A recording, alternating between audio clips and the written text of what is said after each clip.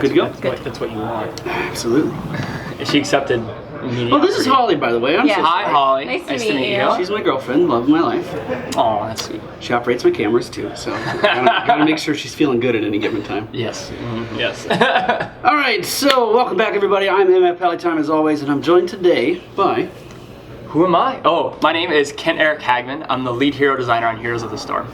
Lead hero designer. Lead hero designer. It seems like a big responsibility. I suppose in some ways it is. We have about 6 hero designers on the team, and so I help them as they go to create these awesome heroes.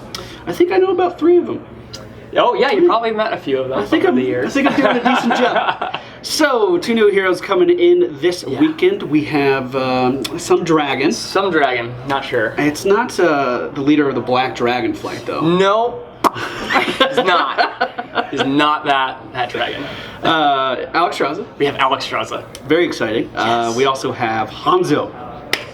For you Hanzo mains out there, I know there's at least one of you. I met a 7-year-old yesterday who's a Hanzo main. Oh yeah? Yeah. I bet he was excited about the Hanzo. Extremely. And I was like, I'm a Hanzo main too, don't worry. Which is not a lie, actually. I'm like a Tracer Hanzo. I jump back and forth. I see how it goes. Hi. Oh, Hi. We have a new guest. Oh, you made it. Okay. I'm so sorry, I ran into transport couple. No. Watch out. No problem at all. Awesome, thank you. Have a seat. Come sit down. How's the frame? We still good? Yeah, we're actually perfect. Perfect. Welcome. What's your name? Oh, should I hide my badge? I don't know. I don't care, I'll leave it on. Totally fine, Matt. Matt. Hi. Matt Villers. We've met already. Yeah, Don't pretend like it's the first time. What do you do? So I am a hero designer on the Heroes of the Storm team. Oh wow, I've met more than I thought. Yeah, basically the same thing as Kent, just not quite as cool. Okay. That's not true at all. So we talked about the new heroes coming into the game. Alexstrasza and Hanzo. Excited about both of them. I was told each of you led the design for one of them. So who took who? So I worked on Alexstrasza. And I worked on Hanzo, because I'm a Hanzo main. So I'm going to ask you both the same question. You answer for each of your heroes. Okay. Good job being a Hanzo main. Good. Thank you. What were some obstacles you had to overcome, like systems you had to develop, or any kind of struggle you had to go into for each of your characters? And we'll start with Alexstrasza. So for Alexstrasza, the biggest challenge was delivering on the dragon. We wanted a dragon on the battlefield. We wanted a big dragon, like not just a drake, but like a big dragon, right? But that brings with it some challenges, right? You have a big hero ring like hitbox, right? So body blocking is a thing. Fitting around the map is a thing. Like how big can we make this dragon and not ever get stuck? Exactly. Yeah. And also like hiding characters like Chromie and Murky. So that was one of the big things that we focused on right off the bat, was just testing and trying the dragon bigger and bigger, and how much can we get away with. What do you mean about hiding characters? Like you don't want it revealing brush as you turn around? Well, not exactly. It's more like the dragon's so physically large that other characters can disappear behind it. Think if you're an old school StarCraft 1 player, engineering bays and bunkers. Oh, that makes. I never even thought about that. Yeah, these are the weird things you have to think about in game dev. Yep. So what about Hanzo? I imagine scatter arrow was different. Yeah, actually, how'd you know that's what I was going to talk about? So, those of you guys who don't know, we have an amazing engineering team who created this new ricochet tech. You guys saw a little splash of it with Junkrat, but with Hanzo, yeah, we went all in on it. And so, for the people who are here at Blizzcon, they were noticing that when you play Hanzo, we're actually showing you the lines of all the pathing and the terrain. And this is so you can line up your scatter arrows. So the way scatter arrow works is going to ricochet off the first structure or piece of terrain it encounters. What's also really cool and also really hard, but our engineers are amazing, is that in targeting mode for scatter arrow, we show you where the 5 arrows are going to go. They're not, just like kind of randomly bouncing, like it's actually geometric. Like we, angle of incidence, all of you who took high school physics, I know that's for you guys. That's for you guys. I love high school physics, HL physics, IB for me. So that took quite a bit of work to get down right and to get that working, especially around like corners. Like, if you have a 90-degree angle and the arrow hits, it's like, well, what happens? We divide by 0 and we crash the game? Like, we could do that. And no, we cannot do that. That would be bad. So we actually, our engineers took it up to the next level. And so actually the way the technology works is that when the ricochet goes off, it actually samples the degrees or the angles of the terrain slightly around it, so that way it can kind of smooth it out and average it. And so it's actually something, it's really cool. You can see it while you're in targeting mode. If you move that arrow towards those rough corners, it kind of smooths out that arc, making the edge appear function like it's a little more rounded. It's really cool. I learned a lot about math in the past 6 months, a lot more than I didn't know I could know. So that was really cool. But I definitely took a lot of playtesting and work, as Matt can attest to get it working properly. Is that about how long the development took for Hanzo? About 6 months, or was it longer? It's actually, let's see. So we actually have a panel today to talk about this, and one of the fun things I get to reveal in the panel is I have a lot of. It's a really mathy panel, mine. We're going through lots of numbers and charts and graphs, and there are a lot of play samples from our games, and like the first one I have is from April 19th. It was the first full design playtest of Hanzo we have, and then my last one is from May 25th, I think. So to give you guys kind of a sense of scope of like how far out we're working. So that's very cool. And then we, after that point, we're polishing up that ricochet or that scatter arrow. What's the ricochet tech is what we call it internally, but that scatter arrow technology along with a bunch of other things.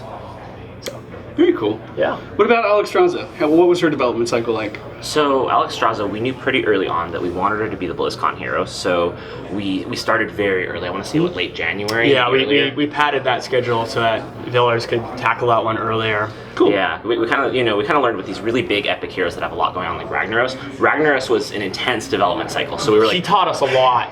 Yeah, so we were like, all right, not doing that again. Hey, you're doing Strasza in January. Yeah. I'm sorry. I think actually you were supposed to do Anna at first, originally, and then swap on to Strasza, and we're like, all right, no. We need to, yeah. And so that's how I ended up doing Anna. I was like, oh, okay, I guess I'll do Anna. Great job, by the way. Oh, thank you. I love her too. But yeah, and I used every minute of that extra time, believe me. Oh yeah. That's So cool. it was good. So was the reveal, I guess you said you wanted it specifically for BlizzCon, so Yeah. was the Double Dragon theme for BlizzCon like from the very beginning?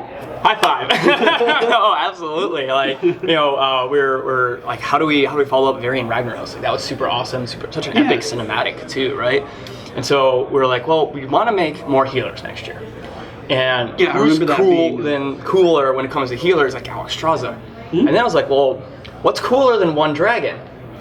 Two dragons. Double Dragon. Two dragons. Yeah, exactly. So that was definitely part of it. Very cool.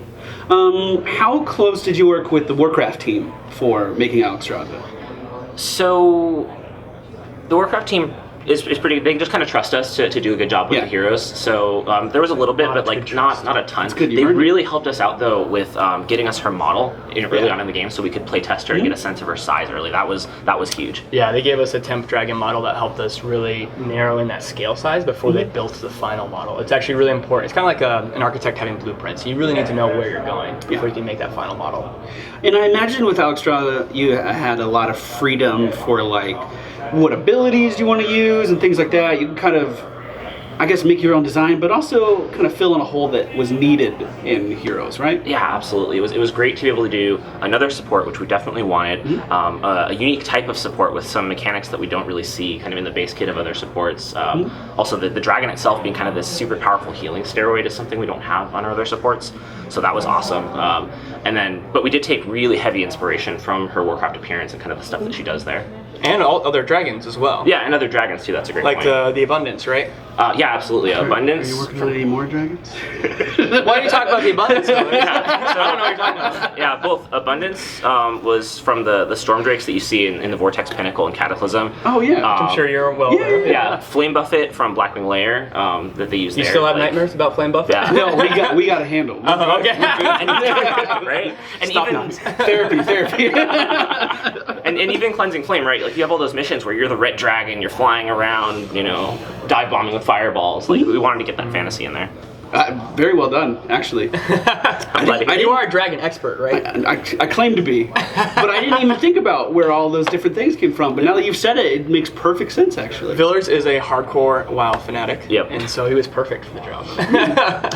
What about Hanzo? I imagine Overwatch is pretty strict with what they let you do, with like creative liberty for the character. Yeah, so when it comes to Hanzo, like we really want to respect what Overwatch has built, right? And Hanzo is such a well-defined character that we wanted to stay true to that in Heroes of the Storm.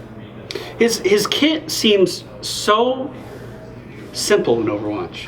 not a bad way. People think simple's a negative thing, but it's like it's easy to understand. Exactly. He shoots his arrow. Sometimes it scatters. Sometimes it shows you where things are.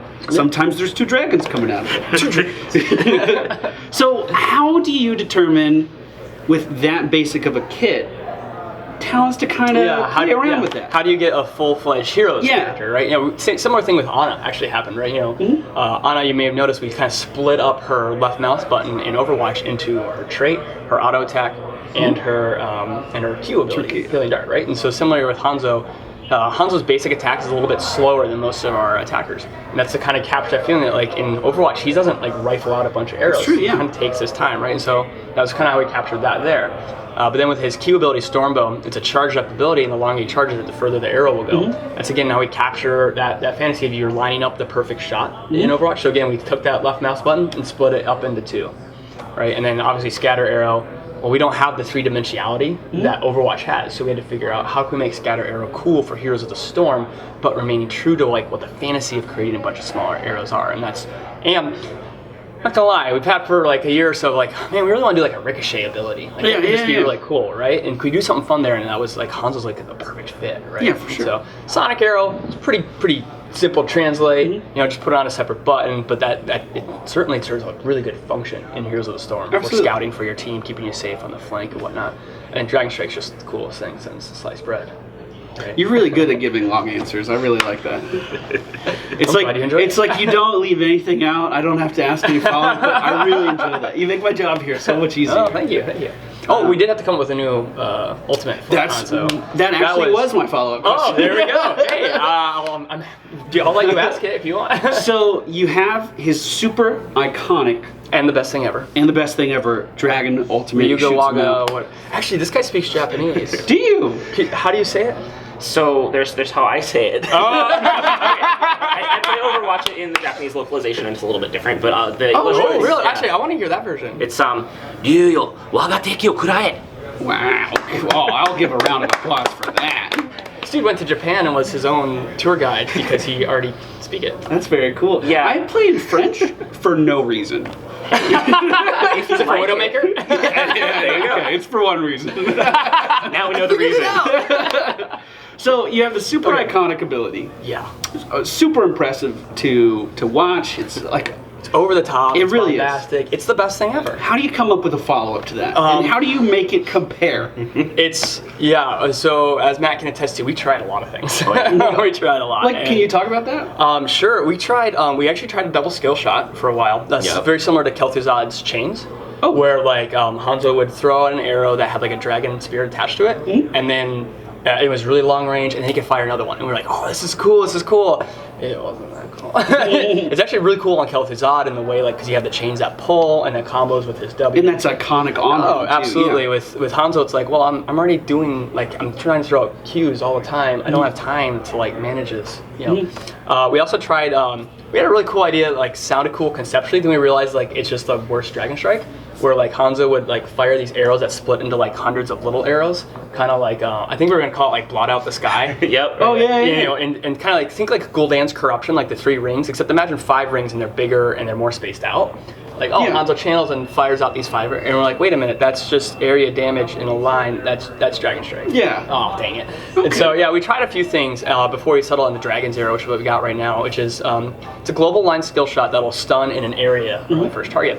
And what we really and the stun scales based on distance. There's 3 stages of the arrow, and that was also something the artists had fun with because they're like, okay, we can make this arrow upgrade as it goes to each stage. I didn't notice that happening. Yeah. So actually, if you watch the art of the arrow, I mean, it's traveling pretty fast. It is, yeah. Yeah, but the artist had fun, you know, making that arrow like really awesome and like, okay, now you're in 2 seconds for the, I don't remember.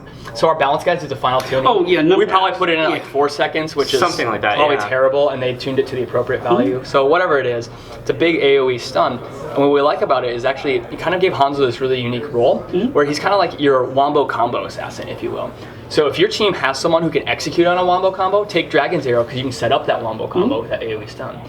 But if your team has someone who can set up a wombo combo, take Dragon Strike because then you can follow it up, right? Right. So he kind of can help fit either piece of the puzzle. I like that. Which is really, it was a really cool thing that we didn't think about once we put it in there, but then we're like, oh, well, that's kind of unique. It's a new take. So we like that a lot. Yeah, that's interesting actually. Make it more well-rounded. Yeah, exactly. So, excuse my ignorance, but Alexstrasza, I know about her fly up into the sky and do the artillery thing. See, my stream was delayed by an hour yesterday. Oh. So the internet was out. So I only had 50 minutes to play, which was 2 games. So I played one of Hanzo, did horribly. Kaeo recommended that I go scattershot build. Yeah. It was hard. Yeah, it was a hard build. It's going to take a little time to learn how to line up that scatter. Oh, yeah. Especially on every battleground. That's the thing with Hanzo, you actually have to learn each map. Which is good. Yeah. It plays. It makes a unique really cool. experience for the character.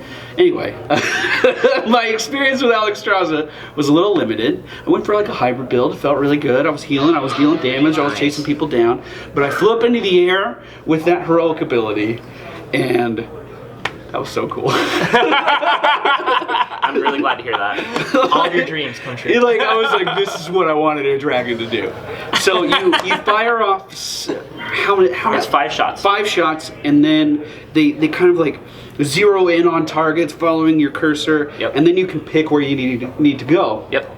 After you fly out of the sky and land somewhere. So it's a mixture of not only an ability you can use offensively, but an ability you can use to get away from things. Yep. I have no idea whether her other ult is. Could you inform me? No problem. So her other heroic is Lifebinder. Okay. This was another one, kind of like Kent was talking about Hanzo's, where it took us quite a few tries to get it right. So initially we were kind of inspired by her Hearthstone card, where she can kind of set a hero's life to a specific value. Like, we thought that was super cool. Yeah, it plays and you set someone health to 15? Yes. Yeah. And it could be yours or your enemy's. Yeah, so we tried a couple different versions of that. We tried the just set someone to 50% health thing. We tried one where you could like target an AoE on the ground, and like after a short time it would rebalance everyone's health in it. Like enemies, allies, everyone would just get like reset. We thought that was to an average amount. Yeah, huge and super cool. Yeah, to an average amount. It actually, like, the game just went so fast, you didn't really notice the health bar move, so I was like, this is going to be awesome. Average. Yeah, it felt really average. That's very much the feeling. So we did it. We tried one where she could target a hero and like set everyone to that hero's health, and we totally did the troll thing with Zul'jin, where you like have him Tazdingo and put it on him and run him into the enemy team, and then Murd and Haymakers him back into your team instead. The Zul'jin bombs were pretty funny for all of the 2 play tests. Yeah, even that. It was cool, but it was like 1 in 10 uses you actually got something cool out of it, so a few refinements went through. The version we have in the game now, Alexstrasza links herself directly to an allied hero, and there's a short delay, and then after that, whichever of the 2 is lower health gets boosted up to the same percent as the guy who's higher health. So like if I'm Alexstrasza and I'm full health and my tank is almost dead and I'm linked to him, when that goes off, he's set all the way back up to the same health as me, like even a Diablo or like someone super healthy like that. And then on the flip side, Cho'Gall, it worked on Cho'Gall. Oh. Yep. It's like a double ancestral. See, I was like, that would be good on Murden. Diablo has a lot of health. I didn't even think about Cho'Gall. And then also, like, because her Q, like, the healing on her Q scales with her health. So if she's super low health, she uses this on her buddy who's healthy. She pops herself right back up to full, and she's back to healing with her Q again. Very cool. I want to talk about her trait a little bit more, because it almost feels like a panic button, which is cool. Like, I like that reactionary, like, we need to heal everyone immediately. Was that the intention? Was it like supposed to have the same feeling as like an ancestral heal or something like that? Or did you approach it differently? It's meant to feel like a healing cooldown in WoW. So Kent mentioned I'm big on WoW. I play a healer, and I really love, as a shaman, like cooldowns like Healing Tide or Ascendance. I love having those moments where I can just power up my healing for a while and kind of save the day. And that was very much what we were going for with Dragon Queen. Oh, that's very cool. Can we talk about your approach to making her so percentage based? Like, did you feel like there was a area of the game that was missing, or something like that? So that was a mix of 2 things. Part of it was kind of the inspiration from her background, the whole, controller of life and health thing, her Hearthstone appearance I mentioned before, but also when I talked to our live designers, they mentioned that, hey, this would be really cool if we had a healer who had this percent-based healing mechanic. Like, that would have draft implications. You would want to go with some higher health characters on your team, and that would be like something that makes her distinct from other healers. So with her sacrificing her health a lot, do you think this will some people see double support as an issue in the game. Some people. Some people. Some people see it as a strategy. first of all, I guess, how do you guys feel about the double support meta going on right now? Sure, I'll tackle this one. So I think we like it as a strategy if it would appear, 15, 30% of the time. What we don't want to see is like double support is how you have to play the game. So to that end, we're still having discussions about what to do with our healers, and so that you don't feel compelled to take 2 healers. Or again, we're okay if occasionally, hey, we're gonna run this double healer comp because there's this really cool synergy between like say, Stukov and Ariel, or I don't know what 2 healers pair well, but I'm sure there are some really cool ones, right? And so figuring that out, we're okay with that from time to time. We just don't want it to be like every game you have to have 2 healers. Yeah, and if you don't mind, for Alexstrasza specifically, we really wanted to make it so that she did feel fairly self-sufficient. Like her W heal kind of keeps her fueled really well. She also has a whole talent here at level 7 that's about self-sustaining her own health. Yeah. So She can heal. She can heal a team by herself. Yeah. So I was going to ask what kind of steps you took to make her feel like she was her own hero. They didn't need another one to help her in the game. So thank you for answering that. No problem. Sorry, level 7 talents. No, we're all on and the same. We're all on the same page. I like it. Yeah. So we only have 3 minutes left. So I guess I'll ask you fun questions. Please do. What hero in Overwatch? We'll go with you since you made Hanzo. Would you be excited to see in the Nexus? Man, I'll just say I had a blast at opening ceremony. Seeing that new hero, is it Moira? Yeah. Moira? Please, I should know this, but it's okay. I lived in Scotland for a couple years. I'm pretty sure it's Moira. Okay, Moira. God, you're so interesting. We should talk more. I want to dive deeper. She looks really cool. I saw that opening ceremony. I was like, I want her in Heroes. Yeah, it kind of had like that Shadow Priest mentality. Like Holly played a priest, so jumping back and forth between, okay, I can heal you right now, or I'm gonna end your life. That's really cool. What about you? Since you worked on WoW, who do you want to bring in to the Nexus from the World of Warcraft? Since you worked on a WoW character, excuse me. It's hard because so many good ones are already in there. And I'm putting you on the spot. No, totally. I'm also trying to buy you time to think of one with my talking. That's totally fair. I'm trying to think. So for me, like I want to see some more different races. Yeah, we don't have a Draenei still. Yeah, like Draenei would be cool. great. I'd even love to see like some more trolls, maybe a female troll, Tauren. But a specific character. That's hard. There's so many good ones. Right? That's what's great about the Warcraft universe. For sure. So many awesome heroes that we can bring from there. I got one. Who? All right. Who? I'm curious. Myra Turnguard. Who's that? That is the bread vendor in Ironforge. Let me sell you on it. All right. I'm pitching. Okay, I'm ready. I'm listening. Taking notes. She wakes up every day. Every day. There was a cataclysm happening at one point. Add in Deathwing, by the way. But there was a cataclysm happening at one point. She still woke up every day. It's like, you know what? I got fresh bread. I got to feed the people. So I was thinking for a hero design, different ingredients on her skills. You combine them together, throw some bread at someone to eat it. And based on the ingredients you put in, it's a different effect. That sounds like a really cool healer. Myra Turnguard. All right. We're taking that home. The hero we need. Yeah. Hero we need. And based on your description, it sounds like we should do her with Deathwing at the same time. Oh yeah, absolutely. She can feed Deathwing bread. Well, thank you guys for your time. No, thank you so Very much appreciated. I Thank you enjoyed so much. having you both here. I hope I asked enough questions for the audience at home. I did my best. I enjoyed having you both, though. Thank you. It was very great much. to be here. So we got lots more to do at Blizzcon because they have me working my butt off. So hopefully you guys are looking forward to the rest of that too. And we'll see you all next time. That was so cool. Oh, great. I loved sitting in on this.